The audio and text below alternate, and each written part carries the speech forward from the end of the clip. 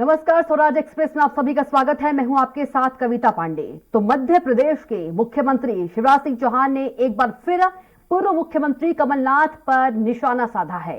CM Shivraj Singh Chauhan ने कहा कि दिल्ली में मां बेटे की और प्रदेश में पिता पुत्र की कांग्रेस बन गई है। कांग्रेस की नई कार्यकारिणी पर बोलते हुए शिवराज सिंह चौहान ने कहा कि यह कार्यकारिणी थोड़ी नहीं सर्कस है, कार्यकर्ता कोई बचा ही नहीं है, जितने थे सब पदाधिकारी बना दिए गए हैं। वहीं कांतिलाल भूरिया ने सीएम शिवराज के बयानों पर पलटवार किया है। पूर्व पीसीसी चीफ कांतिलाल भूरिया ने कहा कि शिवराज अपने घर की बात नहीं कर रहे हैं, सीएम पीछे के दरवाजे से अपने बेटे को प्रोजेक्ट कर रहे हैं। पार्टी में भी खानदान चलता है, बेटे लोग भी काम करे तो ऐसे में पिता पुत्र की पार्टी कहां हो जाएगी। वहीं वचन पत्र पर सीएम के बयान पर प्रतिक्रिया देते हुए कांतिलाल भूरिया ने कहा कि कमलनाथ सरकार ने 15 माह में बहुत काम किए, लेकिन बीजेपी ने सिंधिया समेत 25 विधायकों की खरीद फरोख्त की स्कीम लगाकर सरकार बना ली।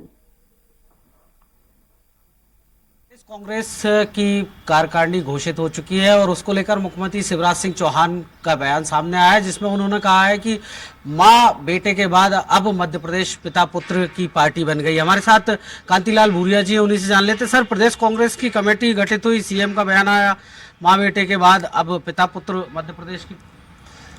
नहीं, ऐसा कि शिवराज जी जो बात बोल रहे हैं वो आधारहीन तथ्यहीन बातें कर रहे हैं, क्योंकि पिता भी मेरा कांग्रेस, भाई पूरा खानदान चलता है।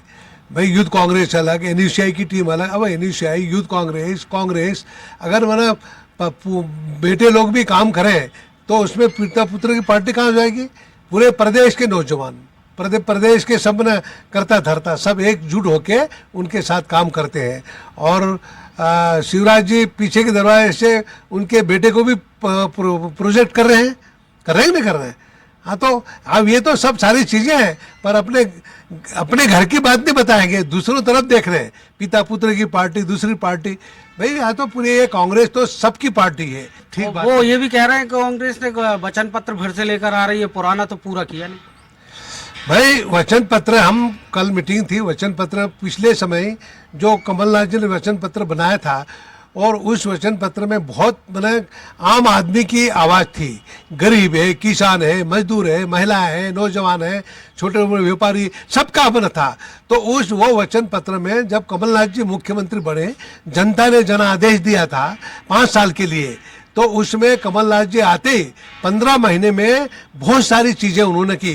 कर्जा माफ़ करने की बात की, बिजली के बिल माफ़ किए, और इतने में भारतीय जनता पार्टी घबराई कि अगर ये कमलनाथ जी ने वचन पत्र के हिसाब से काम करना शुरू कर दिया तो उनको, बीजेपी को भूल जाएगी जनता। इसलिए उन्होंने ताबड़तोड़ में खरीद फरोख्त की स्कीम लगाई। लोकतंत्र को खंडित करने का काम बीजेपी ने किया है। भाई जनता ने 5 साल के लिए कांग्रेस को दिया था। सर, सीएम कह रहा है कि आरएसएस एक देशभक्त संगठन है और अधिकारी कर्मचारियों को जो कांग्रेस है वो इस तरह की भाषा का इस्तेमाल कर रही है, निपटा देंगे, पीस देंगे। ये किस तरह की भाषा है? भाई सभी संगठन देशभक्त हैं, सभी संगठन, कोई आरएसएस नहीं है, सभी पार्टी के संगठन है, वो सब सेवा के लिए संगठन बना है। पर वो अलग तरह से उनको फायदा पहुंचाने के काम बीजेपी सरकार करती है, वो बड़े तकलीफ की बात है। प्रधानमंत्री ने कहा कि 2 करोड़ नौजवानों हर साल नौकरी तो किसी को नहीं दे रहे हैं, 15 लाख रुपए जमा करने की बात करें वो भूल गए। तो वो सारी चीजें वो याद नहीं करेंगे। ये हमारे अधिकारी कर्मचारियों से अनुरोध है कि बिना उनकी छाप लगनी नहीं चाहिए ना। आज कई लोग ऐसे हैं कि वो भारतीय जनता पार्टी के कार्यकर्ता बन के काम कर रहे हैं, तो वो ठीक बात नहीं है। तो निश्चित तौर पर जो बीजेपी वचन पत्र की बात मुख्यमंत्री शिवराज सिंह चौहान ने जो कही है, उसको लेकर कांतिलाल भूरिया जी का यही कहना है कि जो कमलनाथ सरकार अपने वादे पूरे करती, इससे पहले ही खरीद फरोख्त कर सरकार गिरा दी गई। दूसरा, जो अधिकारी कर्मचारी है वो बीजेपी के कार्यकर्ता बनकर काम ना करें। कैमरा पर्सन रोहित स्पेंसर के साथ कुमार संदीप, स्वराज एक्सप्रेस, भोपाल।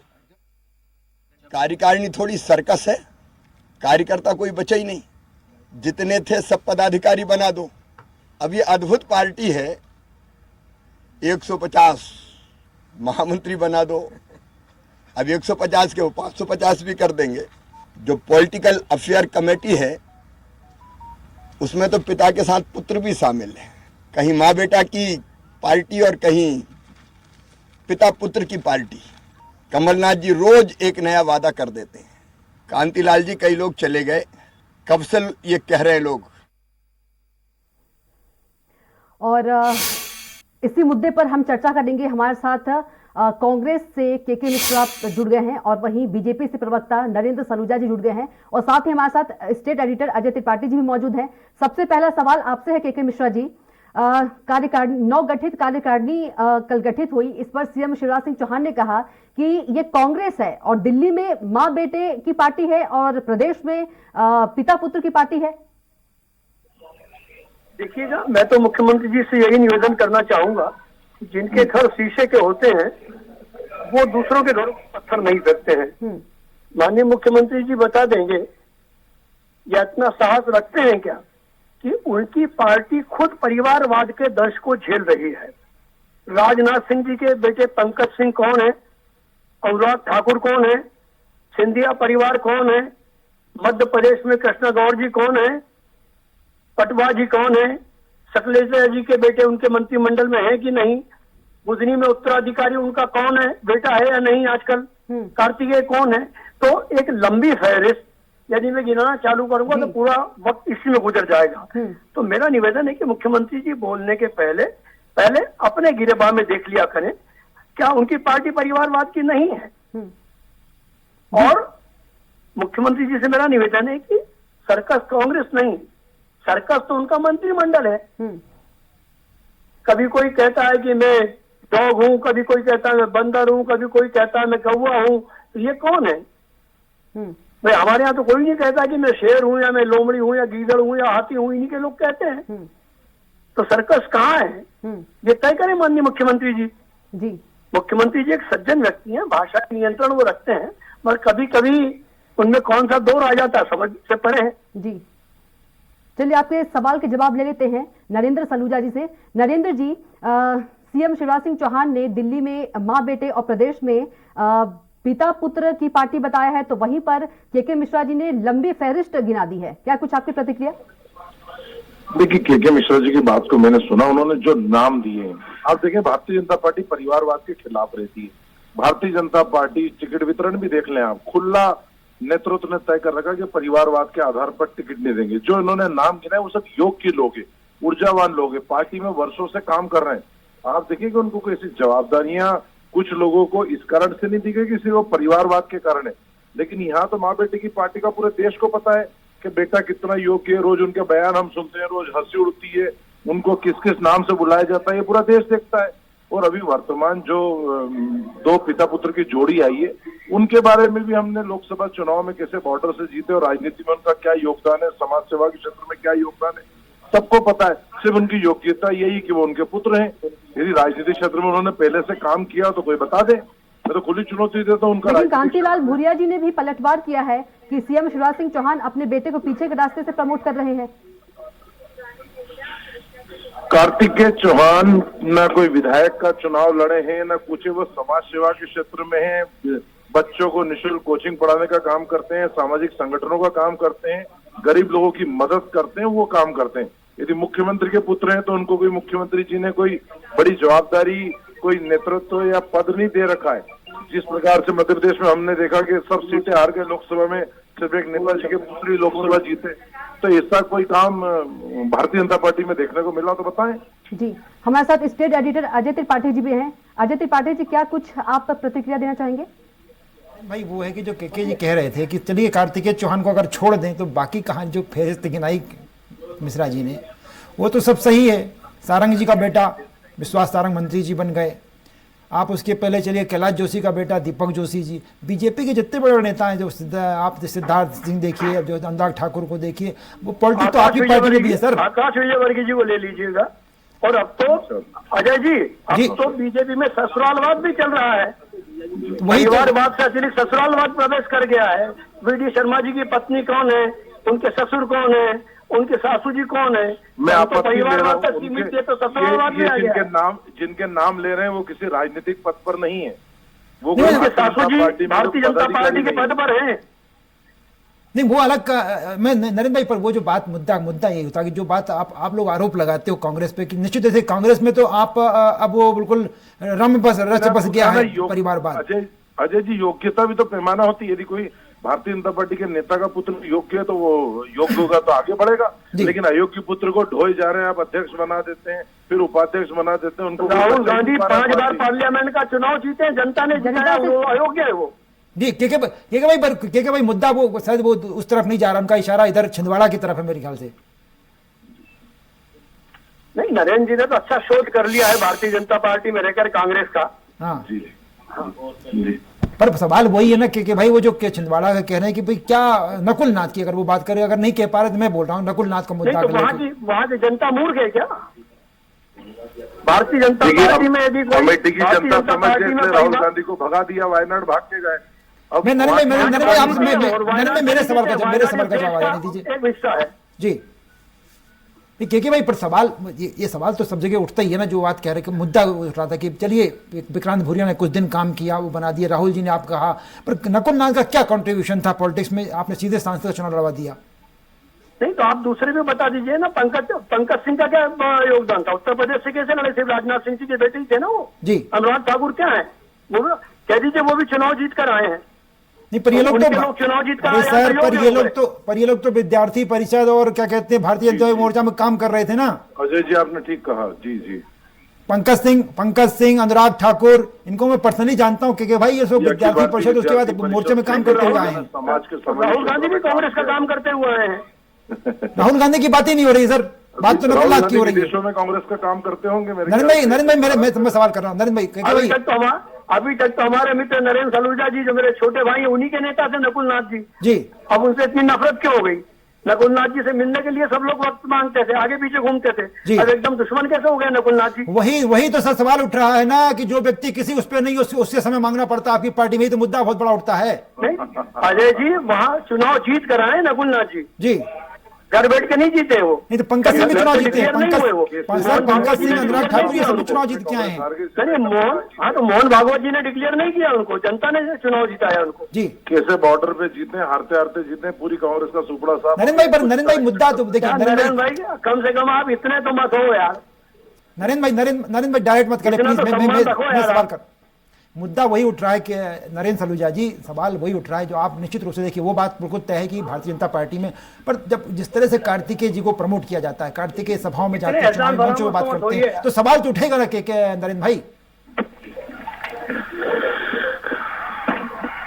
जी नरेंद्र सलूजा जी, सवाल तो उठेगा ना भाई। देखिए आप जो कार्तिकेय की बात कर रहे हैं कि समाज सेवा, पर वो पॉलिटिकल मंचों पे आते हैं, 28 सीटों के बाई इलेक्शन हुए, कार्तिकेय की सभाएं हुई, बुधनी में सभाएं होती हैं, प्रचार करते हैं। पार्टी ने कोई पद दिया क्या उनको? मंत्री पद से नवाजा क्या? प्रदेश अध्यक्ष बना दिया, सांसद का टिकट दे दिया, विधायक का टिकट दे दिया क्या? मुख्यमंत्री के पुत्र हैं तो इस कारण उनको पार्टी ने टिकट दे दिया क्या?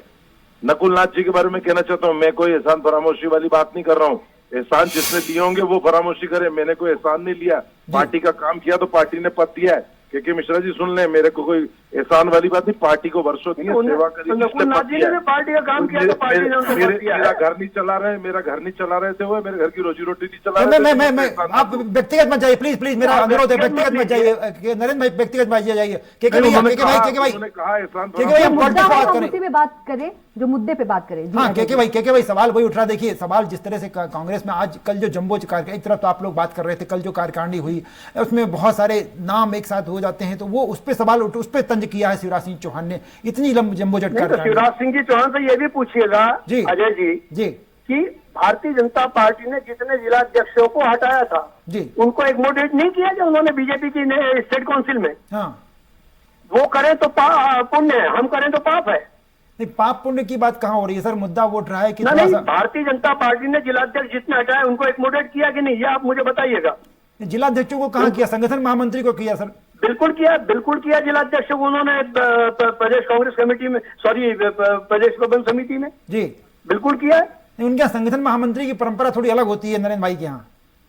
नहीं अब उनके वहाँ होती तो उससे हमें क्या मालूम, कांग्रेस की परंपरा अलग है, हमें को भारतीय जनता पार्टी से पूछना पड़ेगा हमारी परंपरा कौन सी चले।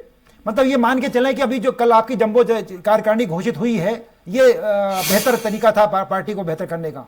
बिल्कुल बेहतर था, बेहतर है और बेहतर रहेगा, और आगे भी ऐसी चलेगी कांग्रेस पार्टी। हमें बीजेपी से सर्टिफिकेट नहीं चाहिए। नहीं, बीजेपी के सर्टिफिकेट दे रही थी तो शिवराज सिंह बात कर रहे थे, सवाल तो उठेगा ना। शिवराज सिंह जी भाजपा के नेता है ना, वो आप पार्टी के केजरीवाल थोड़ी है। भाई पहले आपने प्रयोग किया कार्यकारी अध्यक्षों वाला, वो प्रयोग से बहुत ज्यादा दिखा, नहीं तो नया प्रयोग कर लिया आपने पॉलिटिकल हमारी पार्टी तय करेगी ना, शिवराज सिंह जी तय थोड़ी करेंगे। अजय जी, वो तो जीतू पटवारी को निपटाने के चक्कर में बेचारे और 3 निपट गए, 4 निपट गए, एक को निपटाना था, सब निपट गए, नहीं पर कार्यकारी हटा दिए। पर सवाल ये कि नरेंद्र भाई वो कम से कम कर तो रहे हैं, आपके यहाँ तो वो भी नहीं हो पा रहा। हमारे वहाँ क्या नहीं हो पा रहा? सबसे बेहतर, सबसे बड़ा विश्व का राजनीतिक दल है, सबसे अच्छा संगठन है, सबसे अच्छा संगठन, मिस्ड कॉल वाला राजनीतिक नरेंद्र भाई आप खुद ही कहते थे कि फर्जी पार्टी है यार, और आप कह रहे हो विश्व का सबसे बड़ा संगठन हो गया।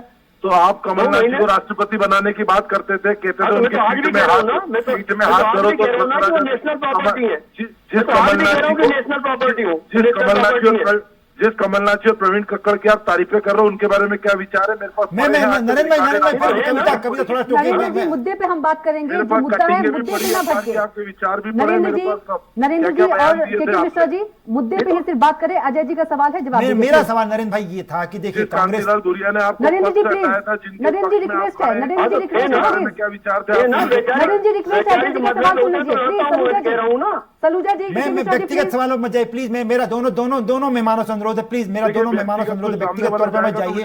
नरेंद्र भाई मुद्दा वही देखिए, नरेंद्र भाई सवाल अगर बीच कांग्रेस की कार्य समिति बनी है तो एक सवाल तो मैंने ही पूछ लिया उनसे कि भाई 4 कार्यकारी अध्यक्ष थे आपके, अब वो आप कार्यकारी अध्यक्ष पॉलिटिकल, क्योंकि भाई ये पॉलिटिकल अफेयर कमेटी जो बनाई है आपने अध्यक्षों को हटा के, ये उसका विकल्प हो गया, कोई नया आपने प्लान किया है, कुछ नया करने जा रहे हैं?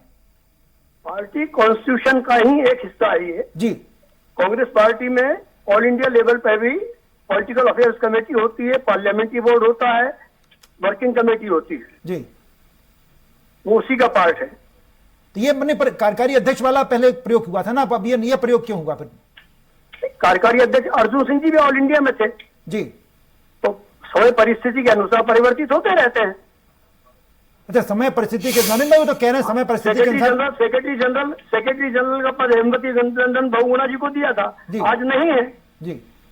देखिए होता है कांग्रेस में कार्यकारी अध्यक्ष खत्म करना है तो फिर सभी विभागों में, महिला कांग्रेस सब में खत्म कर देना, सिर्फ प्रदेश कांग्रेस में क्यों खत्म करें? क्योंकि सबको पता है कमान एक हाथ में रखने की चाहते हैं, इसलिए सब युवा निपटा दिए सारे। यदि आपको कार्यकारी अध्यक्ष करना तो सब जिलों में आपने बना रखे हैं, महिला कांग्रेस में सब दूर बनाते हैं, अब सब दूर से परंपरा खत्म कर दीजिए। सिर्फ आपकी कांग्रेस कमेटी जो प्रदेश की मुख्य, उसमें कार्यकारी अध्यक्ष नहीं होंगे, बाकी सब दूर होंगे। ये क्या है? ये तो परंपरा कायम करी, सब परंपरा बदल रही है नरेंद्र भाई, बदल तो रहे, वो कह तो रहे हैं कि पॉलिटिक्स सब कुछ कॉन्स्टिट्यूशन के मुताबिक हो रहा है, जितना हो रहा है सब कॉन्स्टिट्यूशन के। आपने भी तो वही कर दिया, बिना आपके कॉन्स्टिट्यूशन में साफ लिखा है 3 साल बाद चुनाव, आपने कहाँ चुनाव किया? आपने भी तो वही कर दिया ना। देखिए, पूरी कार्यकारिणी ने सर्वसम्मति से प्रस्ताव पारित किया, क्योंकि चुनाव है 9 राज्यों के, उसको लेकर प्रस्ताव पारित हुआ है और उसका समय गाइडलाइन भी तय हुई है। तो सर मूल मुद्दा देखिए, अपन उनकी कार्य समिति की बात करें, वही बात के मिश्रा कह रहे हैं, हम कार्य समिति की बात करें, बेटों की राजनीति की बात करें या बाकी बातें करें, आपकी पार्टी में सब कुछ वही होने लगा है जो कांग्रेस में हुआ करता था। पार्टी पे तो डिफरेंस कहां बची है बीजेपी? नहीं, डिफरेंस है, आज भी सबसे बड़ा संगठन है, आज भी अनुशासन है, आज भी यहाँ नियम बहुत प्रक्रिया के तहत फैसले लिए जाते हैं। आज भी घर बैठ के कमरे में कोई कार्यकारिणी नहीं बनाई जाती, आज भी घर बैठ के मनमाए पद नहीं दिए जाते हैं, जिला अध्यक्षों को हटा के महामंत्री नहीं बनाया जाता, आज भी 13 मेरा देख के पद नहीं बांटे जाते हैं, इसके गुट के इतने। चलिए बहुत कविता जी बिल्कुल, के मिश्रा जी और नरेंद्र सलूजा जी, आप दोनों को बहुत बहुत धन्यवाद, साथ ही अजय त्रिपाठी जी आपका भी बहुत धन्यवाद चर्चा में जुड़ने के लिए।